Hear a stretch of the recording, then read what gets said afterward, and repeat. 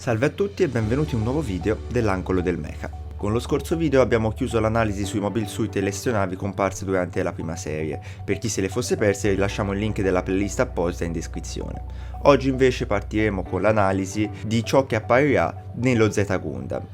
Ora non ci soffermeremo troppo su spiegare le fazioni e i personaggi. Per avere delle informazioni in più, se non avete visto la serie, vi consigliamo di guardare il nostro video Prestiti Oppressori che in due parti dà un po' una panoramica generale, senza fare ovviamente spoiler, per quanto riguarda quella serie. Ma andiamo a cominciare con uno dei primi Mobile Suit che appare su schermo durante proprio il primo episodio dello Z Gundam. Parliamo quindi dell'RX 178 Gundam Mach 2, realizzato da Franklin Bidan e da sua moglie, esperta in materiali, Hilda Bidan. In origine questa unità fu sviluppata e progettata in gran segreto su Green Noah 2, la seconda colonia di Side 7, dalla fazione dei Titans. Questo nuovo Mobile Suit prende in prestito molto dal Gundam originale, in particolare l'aspetto e molta parte dell'equipaggiamento.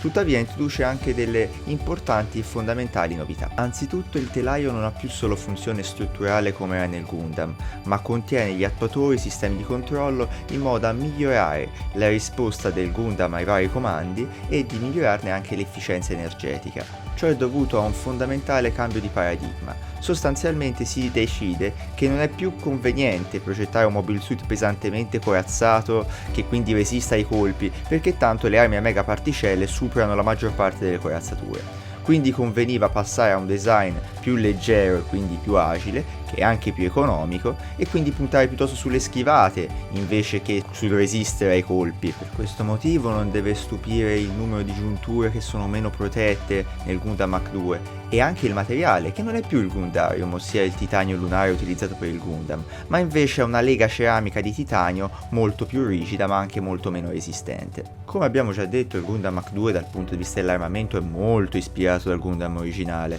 infatti rivedremo dei grandi classici, il Beam Rifle, ossia il fucile a megaparticelle, e le due Beam Saber posizionate nel backpack. Come al solito questi non è che cambiano funzione o potenzialità, il Beam Rifle resta una delle armi più potenti a media distanza, mentre le Beam Saber sono utilissime nei combattimenti corpo a corpo, anche se chi ha visto la serie avrà notato che lo stile di combattimento con i fucili è preferito rispetto a quello corpo a corpo, quantomeno rispetto alla serie originale. L'unica differenza con il Beam Rifle della serie originale è che in questo caso il Mach 2 può portarsi dietro degli IPAC, ossia dei caricatori a megaparticelle di riserva. L'ultima arma ispirata alla serie originale è l'Hyper Bazooka, questa volta armato con 8 colpi ed in grado di essere riposto nell'armatura del Gundam a livello della gonna una volta finito di utilizzarlo. Ma il Mach 2 è anche precursore di una delle più importanti tecnologie ambientate in questa serie. Sempre per avvallare il paradigma della schivata è meglio che subire il colpo, si decide di rendere il monitor del pilota a 360 gradi, in modo che lui possa in ogni momento accorgersi di ciò che lo circonda.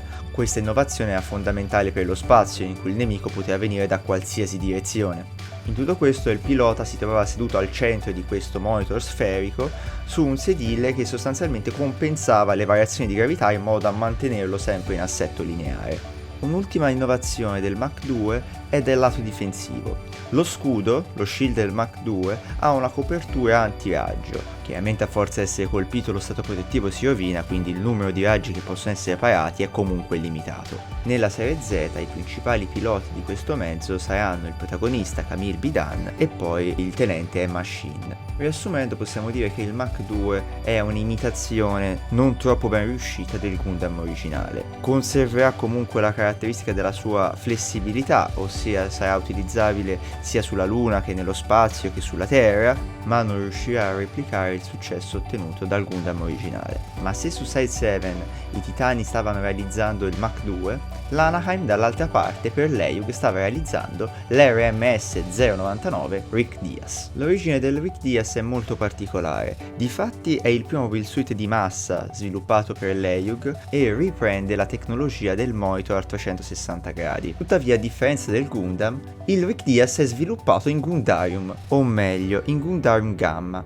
una versione più leggera e quindi che conferiva maggiore agilità ai Mobile Suit realizzati con essa. Il motivo per cui l'Eiyug conosceva questo metallo e i Titans no, è che questo materiale è stato sviluppato su Axis, e il tenente 4 Bacina alias Charles Snubble veniva proprio da lì e ha fornito all'Anaheim le istruzioni per questo materiale per realizzare poi i mobile suit dell'Eyug. Anche il Rick Diaz a modo suo insegue la flessibilità, può combattere sia nello spazio che sulla terra, è infatti dotato di un Balyut, un sistema gonfiabile in grado di permettere a un mobile suit qualsiasi di rientrare nell'atmosfera, ma la flessibilità del Rick Diaz si riflette anche nel suo armamento, molto variegato. Oltre ai più classici Beam Saber e Beam Rifle di cui abbiamo già parlato anche nel Mach 2 che non subiscono sostanziali differenze, il Rick Diaz è equipaggiato anche con 2 cannoncini Vulcan posti nella parte superiore della testa, normalmente erano coperti dall'armatura, poi la testa si apriva e comparivano i 2 cannoncini. Vi è poi il Clay Bazooka, un'arma che verrà utilizzata anche dal Mach 2 quando verrà catturato dall'Eyug, ma che sostanzialmente è un'arma utilizzabile con vari tipi di proiettili. Infatti originariamente era pensato per munizioni adesive che potessero